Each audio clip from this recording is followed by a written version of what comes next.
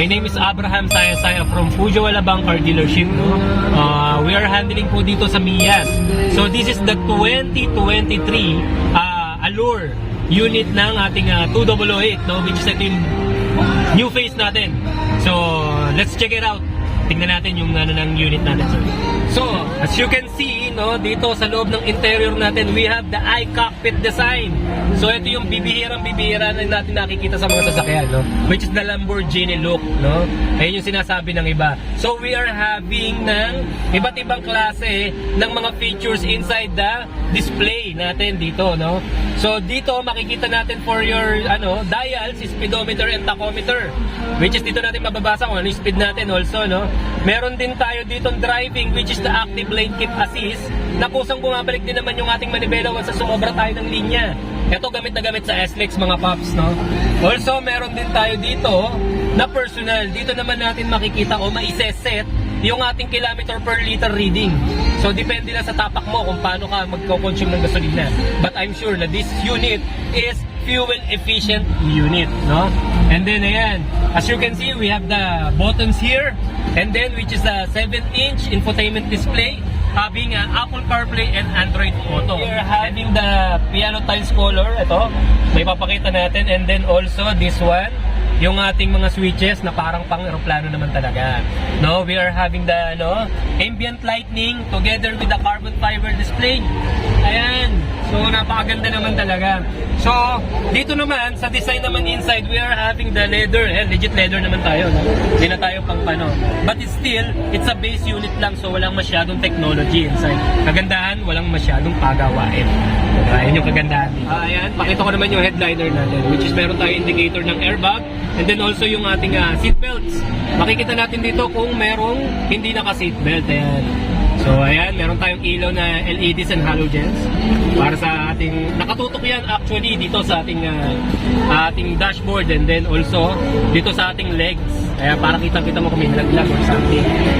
Eto, nakita na natin yung interior ng unit, no? Let's talk about naman yung exterior. Let's check it, no? Tara. So yun guys, no, this is the 2008 exterior, no. Makita natin dito yung design and then yung furnish ng kulay natin na fusion orange.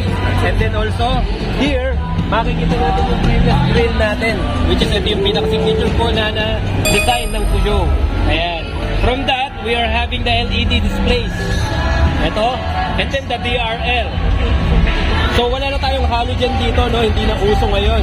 Ngayon, we are checking about naman dito sa ating mags. We are having 17-inch of mags and 215 and 60 R17. So malaking mags pa rin to, sir. For European, ito ang pinaka-the best. And then same time yung suspension. Ito yung gusto ko dito. Wala kang masyadong body roll and wala kang masyadong kalampag. So dito, we are having keyless entry na rin. Power folded side mirror, as you can see, ayan. And then also, dito makikita natin yung blind spot monitoring natin. And yung ating safety features dito. Ayan, kagandahan dito, matigas na kakadaw. Matigas nga naman, no? European is the best talaga naman pagdating sa safety features. So from here sa likod naman, makikita natin it's a rear disc brake na. So, lahat tayo disc brake na, wala na tayong mga drum brake. For European naman, always, it's a disc brake, no, for the safety. So, ang 2008 Allure natin, ito, is no sunroof.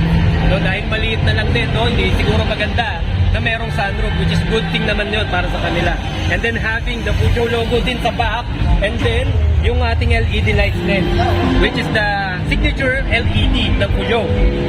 Ayan, twin pipe, legit, for our trunk space. So ito, tignan natin. So we are having almost 400 liters. Sobrang laki na rin ito. Kasya pa rin naman siguro dito ang gold bag once yung 6040. And the seats, also, we are having naman a private cover na detachable. Pwede naman natin ito i-detach, iwan na lang sa bahay, kung hindi naman gagamitin. So guys, nakita natin yung interior and exterior ng ating unit. Ngayon, tignan naman natin yung engine. Ano ang meron inside the hood? Oh, let's check it out. So, ito yung ating engine inside the hood, no? So ito yung sinasabi nila na 1.2 triple cylinder na underpower. Pero as you can see, napakalaki nito, punong-puno, di ba?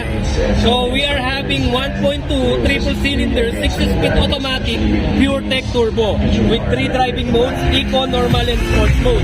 So paano mo masasabing underpower yung ganyang kalaking makina? So for the crossover unit, malabo. So ayan, mas maganda siguro kung ma-test drive natin tong unit na to, no? Para matapos natin yung problema about the underpower issue. So as you can see, ayan, it's a pure tech turbo, sir. It's a pure tech turbo. So malakas tong mga engine na to. Diba ang Euro? So yun na mga ka-Euro, sa mga interested dyan sa mga ganitong unit, European also, kung gusto nyo matest drive, no? This is my number, 0916-298-1573. And also I have a Facebook page and a Facebook account. My name is Abraham Saya-Saya, and for my Facebook page, Fujo Alabang Town Center. So yun mga ka-Euro, maraming salamat, and I wait you for your